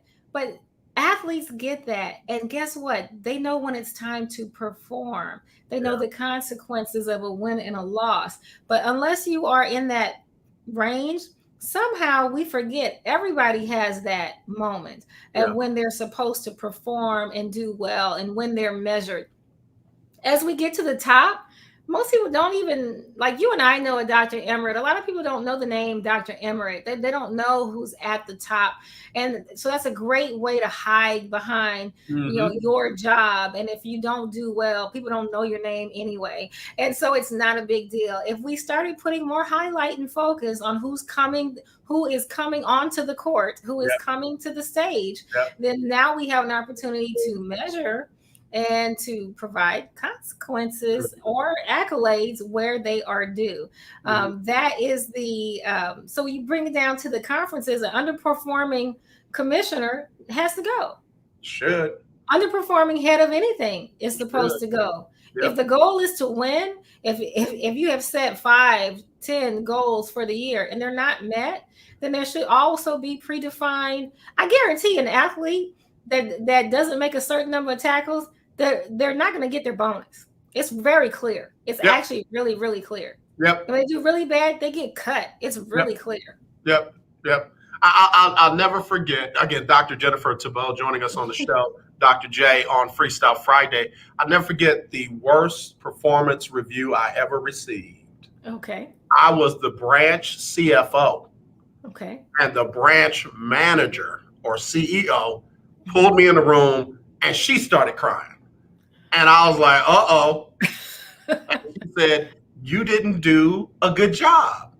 And I can't rate you far exceeds. I can't rate you exceeds. I can't rate you met. In fact, I have to rate you down here. And I'm thinking to myself, I ain't never been rated this low. But when she gave me the numbers in that assignment, not previous assignments, but in that assignment, I had to admit she was right. And she said, and this shouldn't be a surprise to you. I had to admit she was right. And when I finally said, you know what, I'm going to sign this. And she goes, oh, I thought it was going to be a fight. I didn't think you were going to sign. I said, no, I'm going to sign it, but I'll never, ever have to sign one like this again. And when I tell you, we never had that conversation again. We talked about it, but we never had that conversation again. I own that. I had to own that. It hurt, but the truth was the truth. And it hurt her to have to tell me that truth. And that's why, like you said, I want those consequences for, a Mark Emmert. I want Dr. Mark Emmert. I want those consequences for the former president of Michigan State. I want them for some of the head coaches that are out there now that are still grabbing face masks and still pointing and fisting in people's face. I'm sorry. I don't care if you had to go through that when you were playing. Some of people are lying, by the way. They didn't take all that tough stuff back then. They were, like most teenagers and didn't want to do it and all that kind of stuff. But times change. People are different. If you are who you say you are, you can adjust to the situation and be effective at it.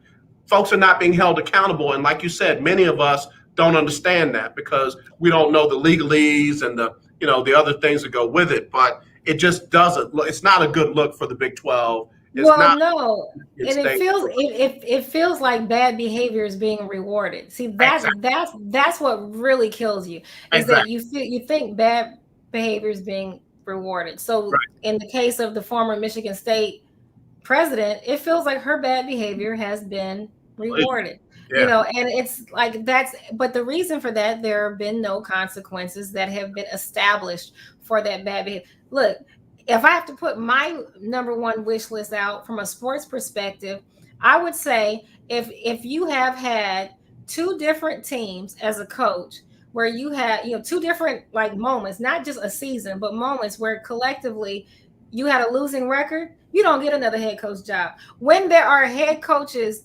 waiting, potential head coaches waiting in the wings, how do you hire a coach with losing records and you have up and coming coaches with long history of excellence and you pass them up? Don't get me started. Or you interview them, not to really be interested in really interviewing them, but we can talk about that at a different time. Yeah. We just going through the motions. That's a nerve. That's a nerve for me. That is a nerve. You know what we've never done, and I'm going to keep it that way because I value your friendship. I value your sisterhood. We've never talked about Jeff Fisher. We've never talked about Jeff Fisher. And I know you know Jeff. I know Chris knows Jeff. I know these things. But I have my personal feelings about it. Well, you and I did talk a few weeks ago a little bit about Jeff Fisher when he joined with Eddie George up at Tennessee State. You're right. Yes. You're right. Yes. Did I cut up? No, you didn't cut up. You actually said the same thing. I'm going to behave, and but I have actually never met Fisher. I have never met him. I have heard plenty of things, and I say that all the time about him. The only thing that I can say confidently that I feel is pretty consistent from the commentary I hear, so this is the legal version of hearsay, is that he is very strict. He has very strict and stringent rules on the way players operate on the team, and that's been consistent across many different players who have played under Fisher. So good, bad, or indifferent, that's kind of what the feedback is. And I'm going to leave it at that because guess what? I live and die a Houston Oilers fan. Yeah, you and me both. The music in my head is Houston Oilers. Yes, that is my jam. And so, I'm a Houston Oilers fan. It's just the way that it is. And I would never do anything to jeopardize that. I say that, though, to say, to your point, there's this terminology called well-respected around the league. Mm-hmm. Translation, he's a good old boy. You're one of us. It's possible. Yeah, it could be that way, yes. But see, what I've come to understand, for me, this means yo noop. Right. For other groups and organizations, it means something else. And because it's so common, they can blend in with everyone else. Mm-hmm. So for some, well-respected around the league means just that. He's well-respected around the league. For others, if he don't win there, we'll find another spot for him. If he don't win there, we'll find another position for him. So now, Willie Gibson, I hope you're not listening. Brad Stevens comes in highly touted at Boston. Don't win diddly squat. And instead of Brad being let go, Brad is now the person running the whole doggone thing. Rewarded for bad behavior. You see what I mean? People are afraid to apply consequences, dare I say, because maybe they know they're dealing with some untalented people. Oops. Did I say that out loud? Did I say that if they put consequences in place, then they actually would lose their person? I firmly believe that some people are sleeping on other folks' couches and they like, yo, man, can you get my boy a job? I need to get him out my house. My wife about to leave me. My kids don't like me no more. And all of a sudden they make him a general manager, or they make him a head coach, or they make him a defensive coordinator, or offense coordinator. I know that's not how it works, but there are just some people that are not qualified to do the jobs that they are doing. And they're keeping those jobs from those who are and deserve a chance but won't get it because we still dealing with who's well-respected around the league. Now, can I give you a little bit of insight to how coaches get hired? Yes, please do. We'd love that. Okay. So it's an agent's game, right? So I hear that quite a bit. It's an agent's game, right? A lot of times a sports agent will have coaches as part of their clients. And so if you ever are curious and you want to follow why coaches grouped up in the way that they did, you should investigate who their agents are. You would be surprised to find out that maybe only 2 or 3 agents represent every last coach on a particular team, which meant the agent presented a package of coaches that came with the deal. And so, maybe the team really wanted one of the coaches and would had to take maybe another one that they wouldn't have necessarily picked because they wanted someone else. And so it's kind of fascinating to me how some coaching packages come to be. And you and I are like to judge on talent because, I don't know. That's the way, to me, that's the right thing to do. Go figure. But the reality is a lot of times you will have agents that solve problems for teams. Okay, keep in mind, if here you have to hire 11 coaches or however many versus you can just talk to these 2 or 3 agents and they bring on a platter your whole coaching staff. And some of these coaches have worked together before and it all makes sense. And it actually, like, I get it. But part of it is a lazy person's way of hiring. When you just go with somebody else's word and you just go with a package, you just take a number 2. I'll take the number 2 coaching package, please, with a number 3 with pickles. Like that's what, that's what we get. A bundle, right? Like that's what's actually happening. And so I just firmly believe that's how you see some underperforming coaches stay alive because they're in the bundle. Yeah. And you see some amazing coaches not get the opportunities because maybe they aren't a part of those agencies. And that's really a shame because, again, the best of football, I'll focus on football. The best of football is yet to come because we've not hired the best of the coaches out there. I just believe that. I love that. I love that. And when I look at, some coaches on the HBCU level, I know many of them don't have agents. I know they don't. Right. I mean, they're leveraging relationships. I know that. But they don't have agents doing it for. I had a young lady on my show, one of the top black golfers out there, Troy C. Mullen. And her agent is also the agent for a couple of NBA coaches that just got jobs and, kept talking about how, he really worked and was working long before they were even named candidates for jobs. So this was a process that he had in place. And, he did send their coaching staffs with them. So I was like, I didn't know. Yep, loved it.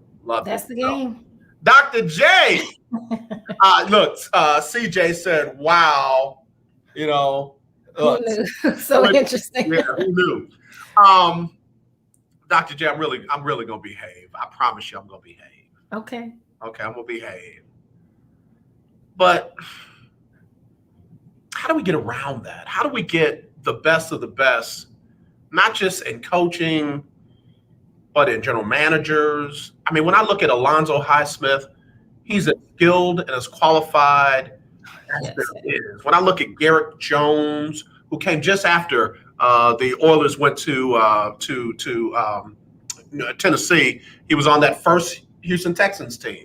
And to see what he's doing now, I mean, he's a game changer. He is a guy who, it's not just life on the field, it's off the field. It's investments. It's all of that. It's don't spend this short amount of time of your life, give your all, and then not have anything to show for it other than a Wikipedia page. I love that. I agree with you. How do we get around that, Dr. J?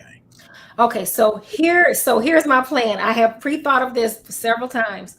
The people that have the greatest amount of power in a professional athlete group is going to be the active players. Okay. And the players union has an opportunity to negotiate through their CBAs certain agreements. They are well within their rights to demand and require talented coaches based on the set of criteria that they define. Think about it. They will perform better with better coaches on the sideline. They will perform better, which means they're earning more. They're doing better. It does nothing for a professional athlete to have a bad coach as if you're talking football position coach or basketball on your coaching staff. That's horrible for you.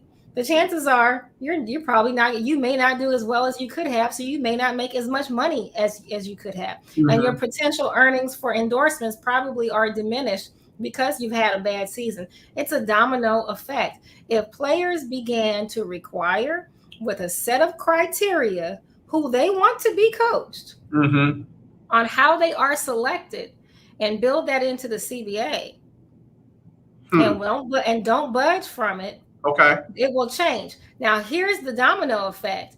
If I'm an active player and I take part in that, I support that. Know what happens when I retire? I might want to be a coach. And guess what? I actually might have a chance to be on equal footing as some of the well-respected around the league coaches, because now there have been a different set of criteria to judge me on my talent. Okay. And I have a better opportunity to coach if that's what I now want to do. Mm-hmm. So the active players absolutely can and should take the lead in helping to identify what being a talented coach is and who gets to coach them based on a set of talent criteria. That's how they break that. That's a very bad system. Okay. But it's going to be the active players. The Retired Players Association can't do it. They do not have enough influence. Gotcha. It will take the active players, and it makes sense. It just absolutely makes sense. I want the best and brightest to coach me so I can do my best. Mm-hmm. It makes sense, but they're the ones with the power on that. It's not even the owners.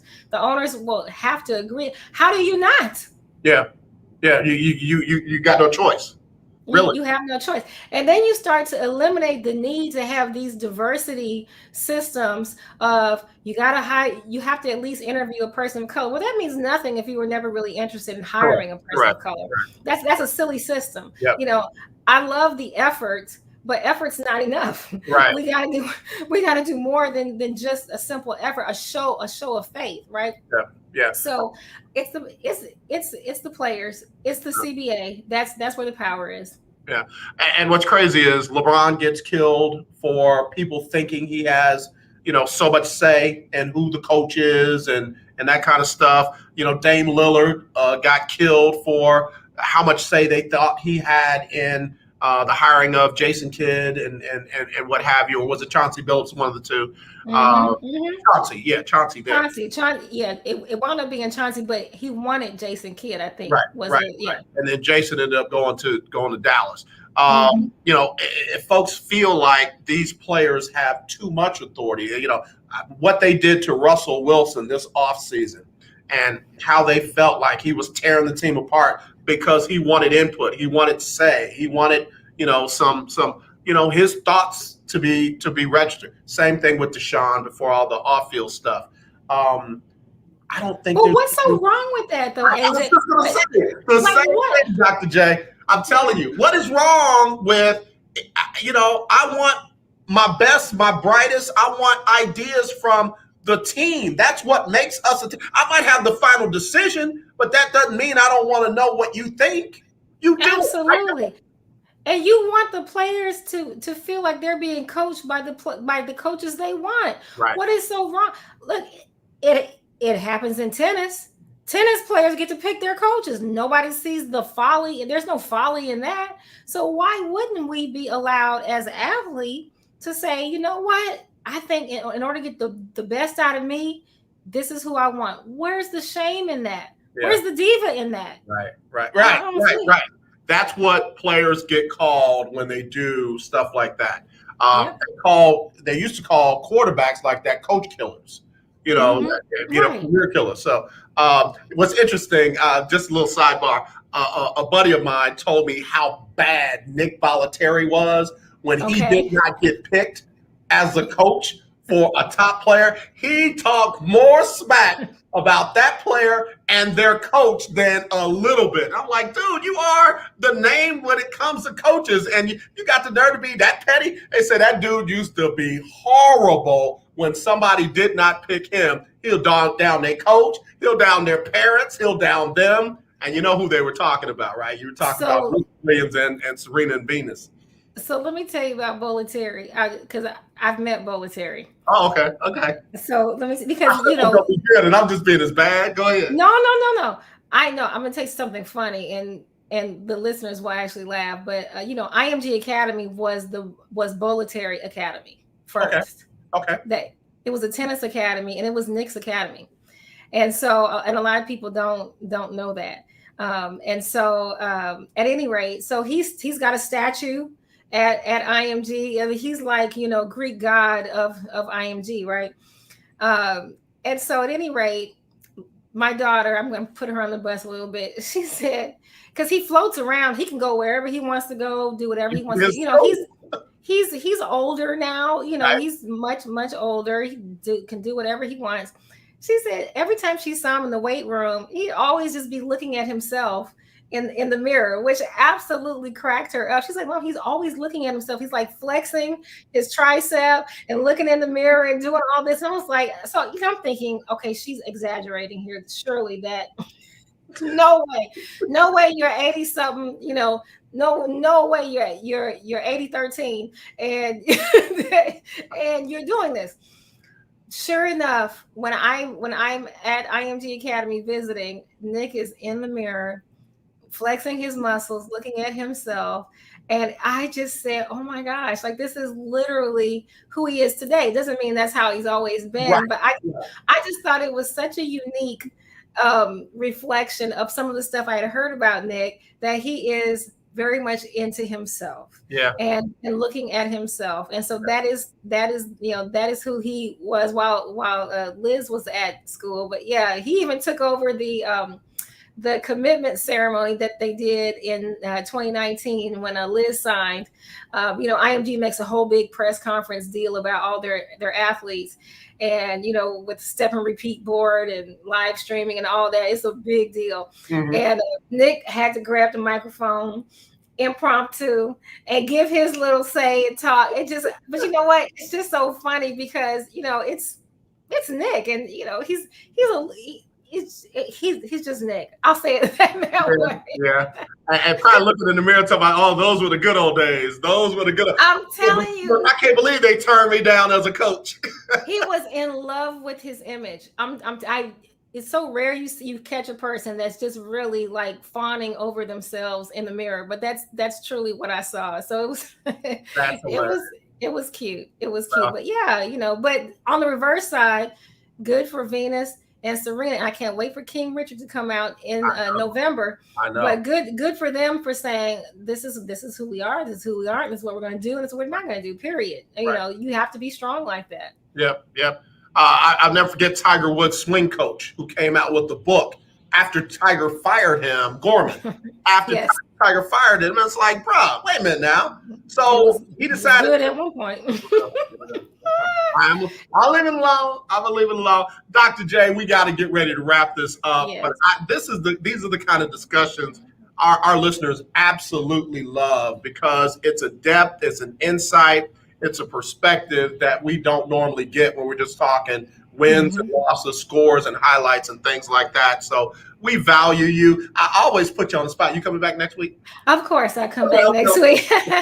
I was going to cry on national TV, radio, all of it. I was going to break down and cry. Dr. J, please. Oh, wait a minute. Next week? Oh, hold on. Okay, it's definitely possible. I'm actually going to be out in California next week visiting the sophomore point guard from Pacific University, Liz. So maybe I can even pull her into the situation. But I'll actually be in California. Yeah, I'll be in California.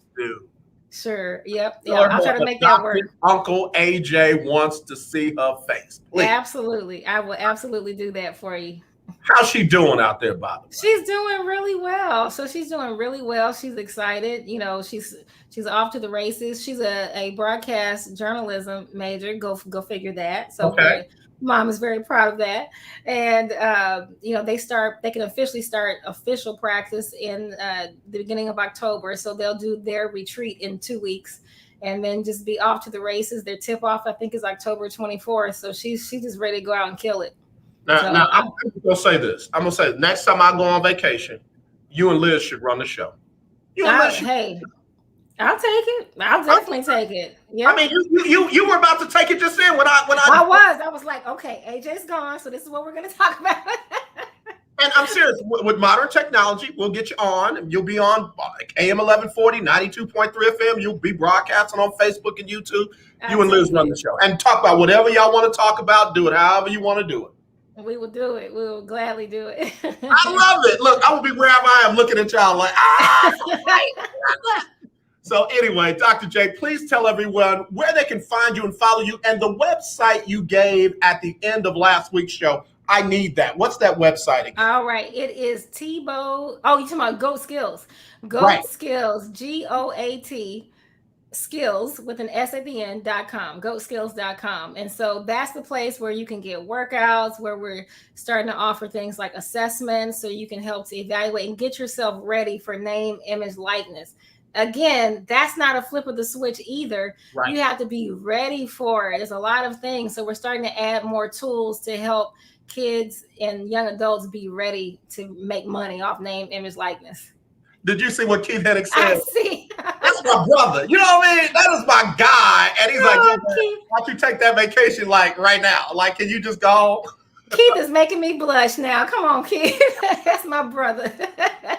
Listen, Dr. J, we appreciate you. And again, at that website, because a lot of y'all asked me about it, was goatskills.com, GOATSKILLS.com. And again, that's real good information, especially for parents out there that got young people trying to prepare for name, image, and likeness. Dr. J, again, you blew it out of the water. We appreciate it. Tell everybody where they can find you, follow you, and all that kind of good stuff. Absolutely. At Jen Thibeaux everywhere, JenniferThibeaux.com and Thibeaux.org. That's my other sites, and you can just kind of branch off from there. But connect. I love to connect with everyone. Well, look, they all in my inbox after you come on. Look, y'all follow her. Y'all shout out to her. And again, Dr. J, we'll be looking forward to talking to you next week. Absolutely. Thanks, AJ. I appreciate you. I appreciate it, man. What a great show. I enjoyed every bit of that. And Keith Hennig, I'm with you, man. Next vacation, I take Dr. J and hopefully her daughter, Liz, we call her Queen Liz, will be able to join in with her, especially if she's a broadcast journalism major. You know, we've had some great success with interns here on the show. Raven Rogers ended up winning a bronze medal in the Olympics. Man, Ashton Washington doing a phenomenal job. She is now an NFL pro football scout. So, again, Z just signed with an agency. She is an agent for players. So, again, some great results with interns here on the show at KYOK. And I love it. I absolutely love it. I got to get ready to go. But before I do, I have to do some very special birthdays. If you have a birthday or have a birthday coming up, I've got to give you one that'll be coming up. Two of them will be coming up. Heavenly Hughes, one of our longtime favorites out there in California. My Tribe Rise, Heavenly Hughes, celebrating her birthday. Lisa Marie Lozano, celebrating her birthday. She is an amazing speaker and broadcast journalist. Kimberly Howard Williams, celebrating her birthday today, along with Jerry Bayo Olich. Jerry and I met in Kenya, and I love that dude. He's 44 today. Victoria Richburg Stevens from my high school, celebrating her birthday, along with Trina Scott Harris. Trey Brown. Trey, what's up, Trey? Gregory D. Anderson, brothers, celebrating a birthday. Valerie Freeman is 48. Norma Williams celebrating her birthday with Mitchell Brock. Sharon Gant, along with Catherine Hunter. Chris Noble, Herb Hoskins, Genuinely Gala, Jacqueline Harris, and Daniel Allender. Dan Allender used to be a professional wrestler. Good friend of mine, came out of high school. And I got to do the celebrity birthdays for today. Happy birthday going out to none other than former NFL player George Blanda, former head coach, general manager Phil Jackson. Y'all know him. Rasheed Wallace, Mr. Ball Don't Lie, celebrating his birthday with the coach, talking about Jimmy Johnson. How about them Cowboys celebrating a birthday with one of the best quarterbacks to ever do it, Patrick Mahomes, celebrating his birthday today. And then the Houston Texans head coach, David Culley, first black quarterback at Vanderbilt, played basketball, football, and baseball in high school. Coach, happy birthday. Come on, Usher, give it to him real quick. Real quick, Usher. Oh, go shorty, it's your birthday. Ooh, it's your birthday. Go shorty, it's your birthday. Today's your day. All right, my daughter Hannah celebrating her birthday this weekend. My son Andrew will be celebrating his birthday on Monday. Let me get Sybil Wilkes on. Y'all have a blessed weekend. It's Sybil Wilkes with what you need to know. Fencing around the U.S. Capitol went up this week in preparation for Saturday's Justice for J6 rally. The September 18th rally was planned to bring attention to Justice Department arrest of those who just wandered into the U.S. Capitol. They're demanding that charges be dropped. Almost 1 month ago, President Biden announced that COVID-19 booster shots would be available to most adults in the U.S. this month. But with just a week before that plan is set to begin, details surrounding it remain in flux, with dissenting opinions coming from inside and outside of the government. Many experts argue that there was no evidence that the vaccine's effectiveness against severe disease declined substantially over time, contradicting one of the key arguments in favor of boosters. The FDA committee will meet today to discuss and vote on Pfizer-BioNTech's application to offer boosters to people 16 and older, while the CDC panel is expected to meet next week. I'm Sybil. KYOK Conroe and 92.3 FM K222CX Houston. Are you ready? All right, y'all. I hope y'all enjoyed the show, man. I definitely did. Man, Dr. J just carried the show. Not sure what happened with Dr. Kadisha Rapp. We'll reschedule her and get her on. She is an emergency room MD, so very possibly could have gotten tied up with her duties in the emergency room. So again, I will reschedule her, have her come back. But as always, man, let's not be divided. Let's be united. I truly do love you. There's nothing you can do about it. So y'all have a blessed and safe weekend. Happy birthday, Hannah. I love you. Coach Cully, happy birthday. All right, y'all. Take care. Talk to you soon.